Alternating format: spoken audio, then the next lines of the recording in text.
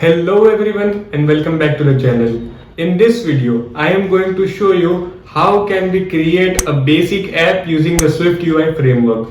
SwiftUI is a front-end framework that is used to create apps for the Apple platforms. For example, we can create apps for Mac OS, iOS, Apple watches and all of the Apple devices. So in this video I am going to show you how you can start with the basics of SwiftUI and create a basic front end with navigation. We can just style some buttons and we can do many stuff further in further tutorials if we get 100 or more than 100 likes on this video. In this video we are going to see how can we just start with the most basics like VStack, HStack, creating some hello world apps and many much stuff in this video. So this video is going to be you can say mini crash course on SwiftUI. I have also created a crash course on Flutter. You can check it out from this card. And without wasting any time, let's start this video. Here I am on my computer screen. Now the question is, how can we code in SwiftUI? So to code in SwiftUI, we can't use normal code editors like VS Code and Sublime Text. We will need some special code editor. Like we need Android Studio for Java and Kotlin, we need Xcode to code in SwiftUI. So to download Xcode, you will need an Apple device for this, and you will need to go to App Store like this, App Store, and in the App Store you can search for Xcode. Now here you can download Xcode from here. There is an update for me, but that will require to update my Mac OS. But for now we will continue with this. There are no major updates for now. So we will continue with Xcode, and now from here you can download this, and the size is a little too large, so it will take some time. And then after downloading Xcode, you can follow and continue this tutorial. Now comes how to create a new SwiftUI project. So to create a new SwiftUI project, first of all we will need to launch Xcode. So here we have launched the Xcode that we have just downloaded, and this is the interface that you see at the very beginning. So here on the right pane you can see all the projects that you have created. If this is your first project, there might be nothing right here, but I have created many projects before, so here are my projects. And what we want to do is we want to create a new project for our tutorial. So we will just click on this option right here. Now there is an option to just choose a device for which you have to create the app. There is Mac OS, there is TV OS, there is Drive Kit, and many much multi-platform also. And here what we want to do is we will start with the iOS basic template. And in iOS also there are many things that you can create, like Safari extension app. You can create the sticker pack app and many things that you can create right here. Augmented reality is also a thing. For now we will continue with the basic app template, and we will click on next. Now here you can give a name to your product, or basically name to your project. Here I will say SwiftUI crash course. This looks perfect. Now you can choose a theme. I have chosen the default theme, and here you can give a package name that's like com.something or anything you can choose here. I will say SwiftUI crash course. This is some simple example I am giving you. You can choose anything right here instead of these two things. Now make sure that the interface is SwiftUI and not storyboard, because the tutorial is for SwiftUI. So we will continue with SwiftUI and the language should be Swift. Now after this is done, you can click on next, and you can create a project in any directory you want. I have set up a separate directory for my Xcode projects, so we will create it right here. And here we go, our project is created. Now this is the interface that you will see at the starting. So this is the coding pane, and this is the pane where your simulator will be started, or you can see this will update in real time when you update the app. Let me give an example. So here you can see it shows hello world, and this is a basic example of this. We will go through this in detail. For now, let's say I just want to change this text and want it to update in real time. So what I can do is, let's say I want to say hello again, and it will update in real time. Now to test the app in real, on the top left corner, or not in corner, but here is a run button right here, so you can run it from here. On the left pane there are all the directories which you can hide or show. Here I will hide it and show it. And on the right side, here you can see that if you select something like right here, you can just edit with this properties like this. You can just change the alignment, or let's say we want to just add something to the text, but we don't want to just go on coding and coding. So here is you can say all the properties of the text that you can just edit from here, and you don't need to touch a single line of code. So this is also a very good feature right here. Now this is a basic app or default app. I don't use canvas much, so I will just disable this for the entire left tutorial. And let me show you how you can run the app. So just click on run and it shows build succeeded. Now to see the app, you can see that in the background a simulator has started. So if I click on it, you can see that there is an iPhone simulator that has been started, and this will show my app. This is currently loading, so that's why it's not showing my app. But after this has completed loading, as you can see, it has finished showing my app. But the problem with doing this is, if we update this, it will not update in real time. As you can see, it will not update in real time, but indeed we need to just rerun the app. So that's the disadvantage of this, and the advantage of using the canvas. But I will not use the canvas, and we will just build it again and again. So let's continue further with the tutorial. So first of all, let me introduce you to the basic code or the default app that we get in the starting of the SwiftUI project. So the basic app is starting from here, from this vstack to this padding, or we can say from the starting curly bracket of body variable and the ending of that. This is the complete app that is being rendered on the screen or on the simulator that we saw just now. So because this is a beginner tutorial, we will not go through the above or this part. You can just understand in the way that it just renders the complete this part by the process of writing this, and this is given to us by default, so we don't have to look into it just now. Because this is a beginner tutorial, you will further understand the use of this, but for now we don't need to do anything with that. We don't need to play with that. So the first thing that comes in our mind is what is this inside the default tab.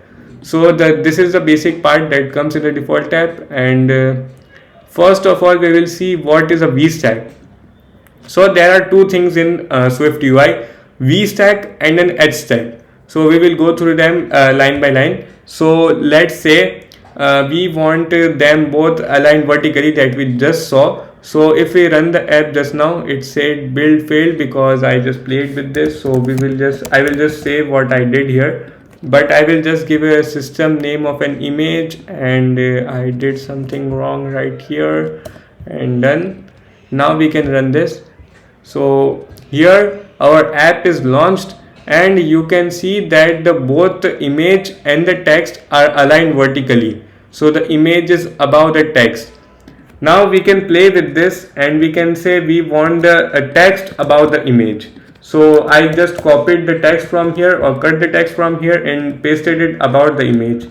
Now if you save this and if you just build it again, we can see that the text is rendered above the image. So here you can understand how this is line by line or respectively as we write the code. So let's say we want image first, so we will let the image be first, then the text, then anything that we want. So let's say now we don't want to both of them to be aligned vertically. I want that they both should be aligned horizontally.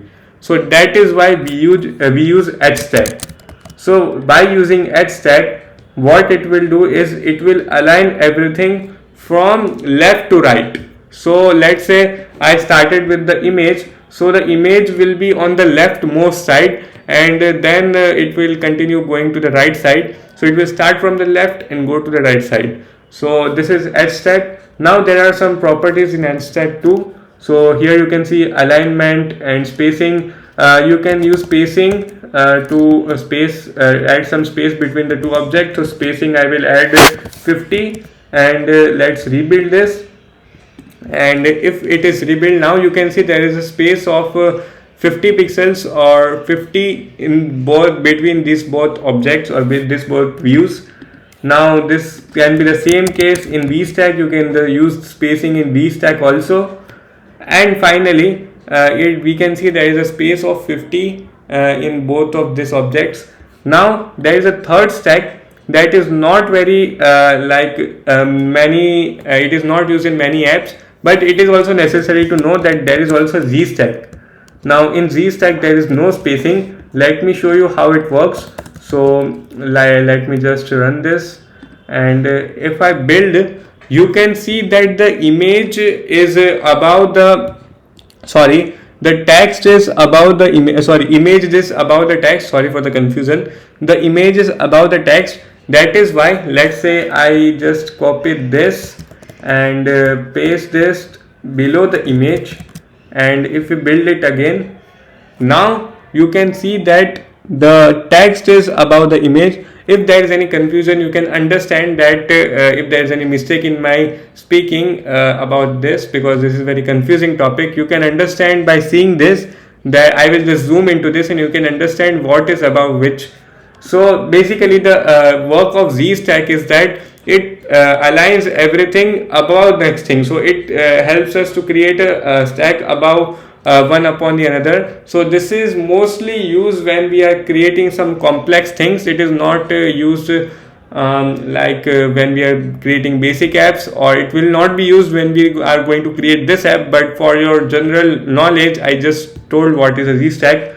Now let's switch back to the VStack, and let's introduce you to modifiers. So what are modifiers? So let me just rerun this so we can check it perfectly. So here we go. Now what are modifiers? So modifiers are the things that are used to style a default text or a default view. So let's say text is a default view. If we create a text, this is the default text that we want. But what we want to change the size of the text. So how can we do that? So here we use modifiers. So if we just come below the line of the text, and if we enter a dot, you can see it just add us 4 spaces or add a tab space and automatically, and from here you can add a modifier. You can see it by default gives us many modifiers right here: padding, opacity, foreground color. Now here what we want to use is font right here, and there are many fonts, like I will use .title, and there are many titles also, title 1, title 2, but we will go with the default. So the title font is used as by name, you can understand it is used for titles. And here we go. Here we see that the font size is changed. Now what if I want a custom size for my font? So we can, instead of .title, we can say .system, and in the .system we can say size, and we can specify any size that we want. So let's say I want a much larger text, so I will say 50, and here we go, the text size is updated. So this was the font size. Now what if we want to change the font weight? So let's change the font weight. We can say we can add the font weight modifier right here, and we can say we want the font weight to be bold. And if we rebuild the app, and this is the syntax of SwiftUI, that you use dot before anything that is given, and here you can see that the font weight is bold, and you can play with the size. You can also make the font light. So if we add light right here, so there you can see there are many options, but we will just use light. And if we rebuild this, you can see that our font weight is now light. Now what if we want to play with the size of image? So to just change the size of an image, we can use the frame. Frame is something like you can change the width and height of any view. It is not just bounded to image. We can use the frame with any view to change the width and height of it. So let's say I want the width of the image to be something like 50 and the height to be 50 also, to maintain the ratio. And if you save this and rerun this, this will not work. I will just give you a reason. As you can see, it is not working because we will need to add the resizable modifier. To make it resizable, we will need to add a resizable modifier, because we sometimes use frame to change the position also. So if we just remove the resizable, and now we can change the position of this.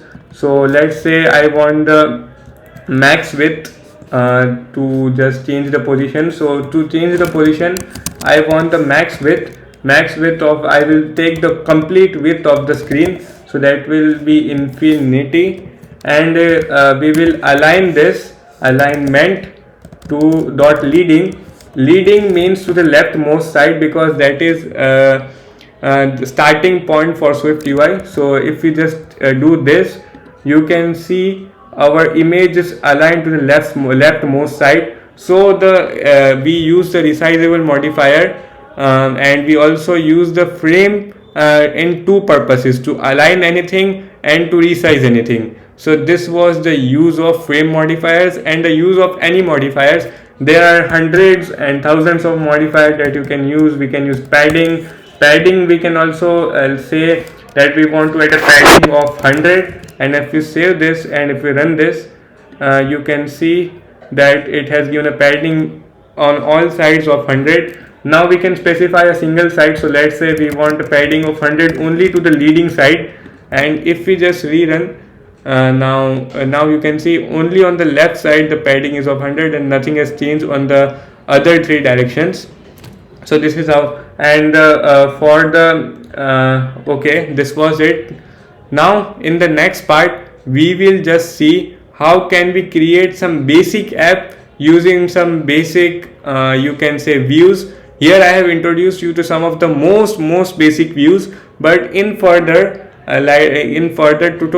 this tutorial, we will see how can we use different views and mix them together to create a single view, and how can we connect different pages and different views together to create a complete app. So hope you liked this session. Now we will just hop to another session. Thank you. So now let's learn by creating a new project. So this is the same project in which we were learning SwiftUI, and the only thing added here is this planet data file. This is a normal Swift file. You can download this from the GitHub link in the description, and just drag it and drop it in your root folder, which is in this case of this name, but you can drag and drop it in your project. Now after you get this, let me explain what is this. This is just a structure, or you can say class of data. Data is of many planets. Here you can see different planets right over here. So this is just a data of different planets. So now we will see how can we use this data to create our app. So now we will just select this VStack from here, and from this padding till the VStack we will remove everything. Now the first thing that we need to create is we will create a navigation stack. Now what is navigation stack? Navigation stack is used when you want to navigate through different pages. So any screen that you want to navigate through will be inside the navigation stack. So in this case, we will need to navigate to a different screen from this screen. So this screen as well as the screen that we will navigate to will be inside the navigation stack. So this is basically the use of this. Now inside this we can start our app with the VStack. We use VStack because our app will always start with vertically. We will go from top to bottom, and we will style the elements likewise. Now the first thing we need to do is we will give it a navigation title. So inside the VStack, where the bracket of VStack closes, we will just say navigation bar title, or you can simply say navigation title instead. It was my fault. So navigation title, and inside the navigation title you can give any title. I will say planets. So here let me just run this and I will show you what happened right here. So here is our SwiftUI, and you can see there is a title and it is planets. Now as we have the title planets, now we want to load planets inside the vstack. So how can we do that? So what we will do right here is we will create a basic template. So first of all we will need to get the data. So we will just refer to this data file and we will fetch all this data. So I will show you how to do that. So we will first of all create var planets data plan, or we will just planets data, and we will say it will be equals to planets data, the class that we have just imported. And here we go, this is our class. Now inside this class there is a variable called data, so we will just get that inside our script. So here we will say first of all we will just try to create an image for just checking purposes, and in this we will create an image from URL. So to get an image from the URL, we don't use a normal image. Instead we use the async image, and the URL will be equals to a new URL, and this will be a string, and this string will be a URL. Now we need to get this string from the data. So inside the planets data, inside this there is a data, and there is a single dictionary for every data. So here is the dictionary, and inside the dictionary there is a key named image. So we need to get this key somehow, and just come to content view. Now we will just refer to the planets data, then we will check for data. So inside the planets data there is data, so dot data. Then we want to get some index from here. So let's say we will take the 0 index, and after this we want to take the key value pair. So the name is image, so we will keep it simple and we will say image. Now if we rerun this, you see it says build failed. That is because there is no null value. We will give it a default value. If this is null, what we need to do? So we will just create an empty string right here, because this will not be null. So anyways, so now build succeeded, and here you can see something appeared right here, and we cannot see the image clearly. We can't see any image here. This is because a network error is happening in our app. So you solve this error, come to the root, come to the file manager in Xcode, and here click on the content view, and then the content view is inside a folder, and above that folder is a thing called settings. I call it settings, but it is not settings. It is just the configuration of the project, or many people call this info.plist. So whatever it is, you can just click it, and this page will appear right here. Now in this page, what you can do is here from the top, just click on the info tab right here. After clicking on info, now here you can see there are many key type value, like key value pairs right here. What we want to do is we want to create a new key to just allow us to use network images. So to do that, near whatever the last key is, just click on the plus icon and it will create a new key below it. So in my case, the bundle version was the last key, so I clicked on it and it created a new key for me. And here I will type app transport. I have not typed the complete sentence. Then also it created an auto correction for me, and here it is app transport security settings. Just click on this, and here you go, we have created a new key. Now inside this key we need to create a new value. So just click on this arrow right here, then click on the plus icon. Now it will just auto show you all the available options right here, but we want to choose the first option, that is allow arbitrary loads. Just click on this, and from here you can see this is a boolean, and if I just maximize this screen, you can see it is currently set to no. We can set it to yes, and this is it. Now we can just save this or just leave it as it is.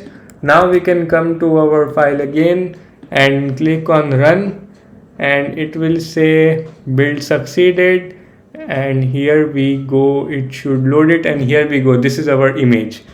Now we will need to resize it into this image. So first of all, because it is working, we will add a for each loop before itself.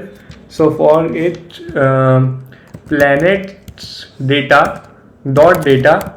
Now we want to loop through every data right there, and we will set an id to dot self. This generally means that it will create a unique id for every data. Now we will say data in. Now we can continue from here, and we can just copy this, and we can cut this from here, and we will just paste this async image right here. And instead of this data 0, we can just, what we can do is we can just remove this, and we can just use data right here instead of that data 0. So what it means that we are just looping through every item in this data. So planets data dot data, we are looping through every item right here, and for every item we are taking an image and a name. So let's see if it works or not. And here we go, build succeeded, and here it will load all the images. You can see right here it loaded all the images right here, but the images are too large. So let's first of all resize the image. So we will add some modifiers right here. So first of all, we will make this resizable like this, and then we will make it scale to fit. Now let's see if it looks a little good, and here we go. This error appears to us, and this is my fault. So what is wrong right here is, here inside async image we don't add modifiers directly. Instead we say image in, and then we just style everything. So here, like we did data in, and then we added every image, same like that we will just do it with the image dot. We will now make it resizable. Then we can, okay, now first of all we will just manage everything perfectly. So now we will make it resizable, and let's see. And now first of all we will make that a little good, and dot scale to fit. Now let's check that if it works or not, and here we go again, build failed. Now to solve that error, we will need to create a placeholder right here in the bracket of this. So here in the async image, this was the bracket of async image, and after this bracket ends, it highlights it right here. So if I click this, it highlights it right here. I will just say placeholder, and then I will create an empty placeholder. Now if we do this much, then this will work. Let me just run this and show it to you. And here we go. Now you can see all the planets are loaded. Here you can see. Now what the problem is, all the planets are loaded to fit the screen, but the problem is that I can't scroll now. All the planets are loaded and fitted. Now I can't scroll it. So I want it to be scrollable. So what can I do to make it scrollable? So it's simple than anything. Just come above vstack. Make sure you are not above navigation stack, and come here, and you can see, and you can just create a scroll view, and just take your whole vstack from here till the navigation title. This is your complete vstack.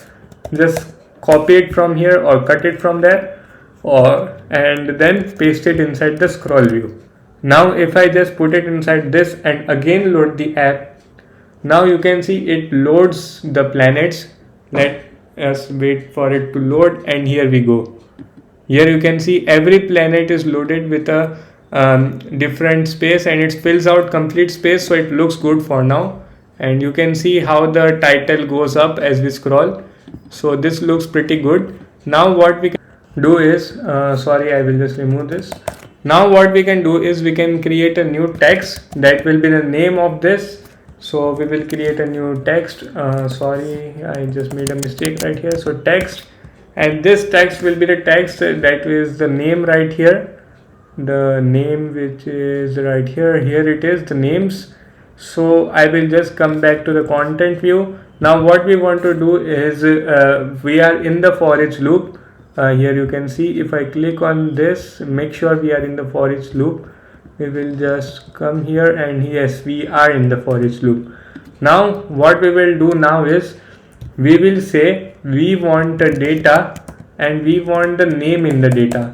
So data and then name in the data, and if the name is, or we will just do the same thing that we did right here. I added name right here, but you can also do the same, and I will add image as a default value. If we don't get the name, we will surely get the name, but this is just for confirmation of SwiftUI.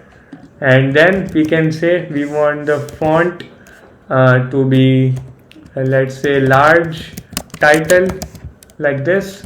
And then if we just run this again, hopefully it should work, and you can see build succeeded, and wait for it, and here you go. It shows all the planets with their names, and this looks super duper cool. Now what we can also do is we can make it a little bold. So font weight dot bold, and this should also look good like this, and here we go. This looks fantastic.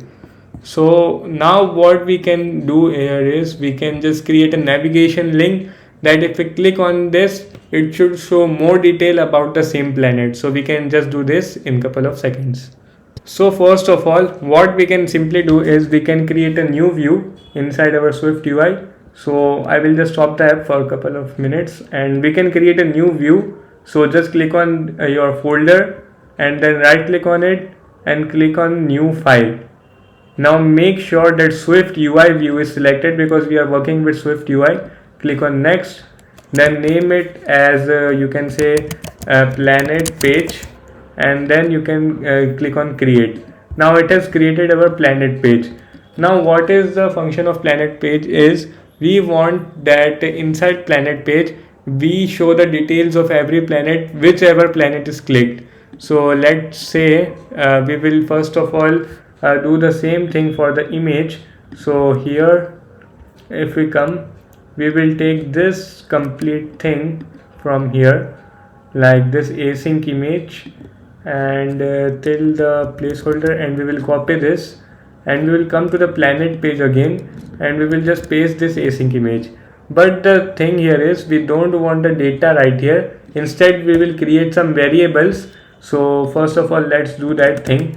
So we will say var image text will be a string, and will be empty, or we will not assign it. And then we will say in this thing we want image text.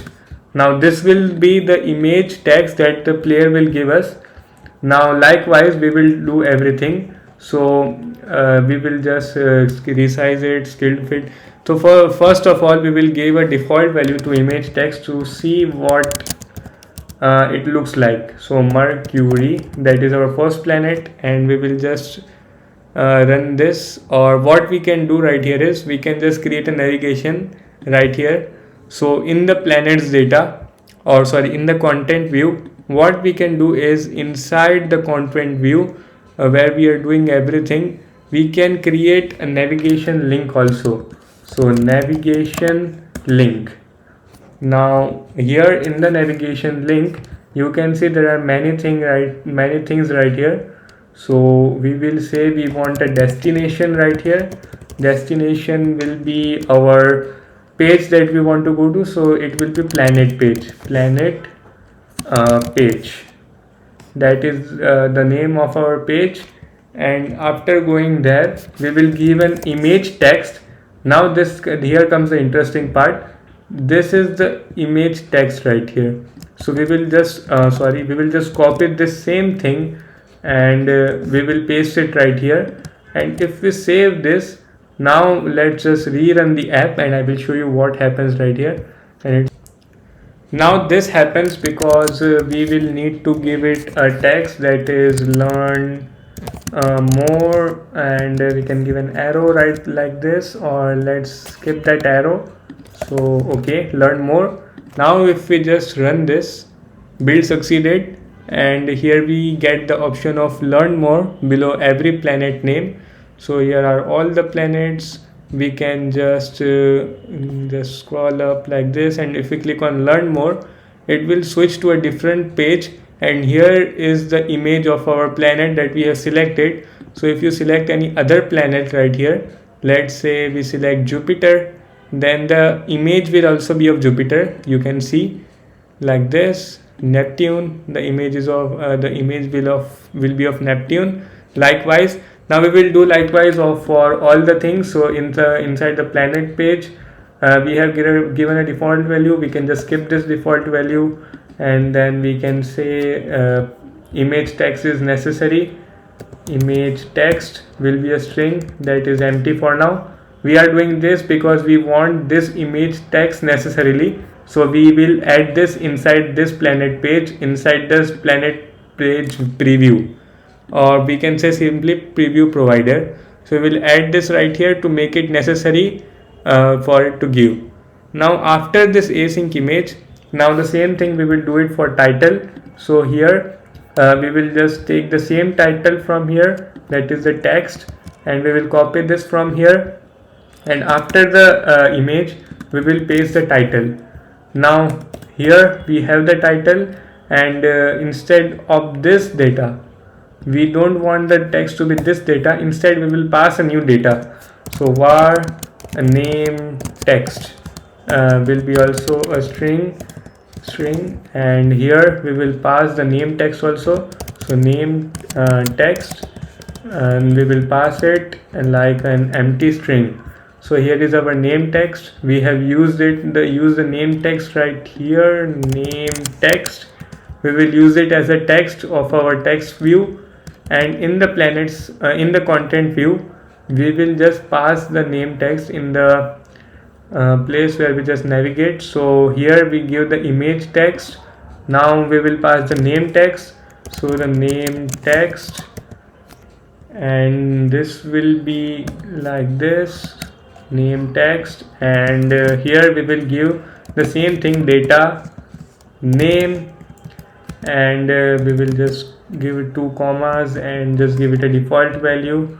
So default value, now we will just set it to position, because that is the thing that shows the index. You can give it a random value because it doesn't matter, because it will never be empty. It is just to avoid warnings and errors. So you can give any value right here after the two question marks.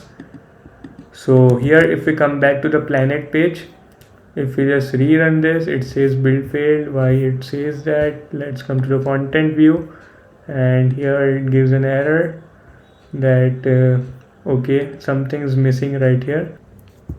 Okay, I got the problem right here. So there is an unnecessary comma right here, so I just removed that comma, and now it should work, and here we go, it works.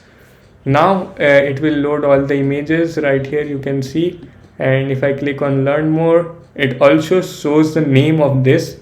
So this looks pretty cool. Now we will do likewise for every data. So there is a lot of data right here to show.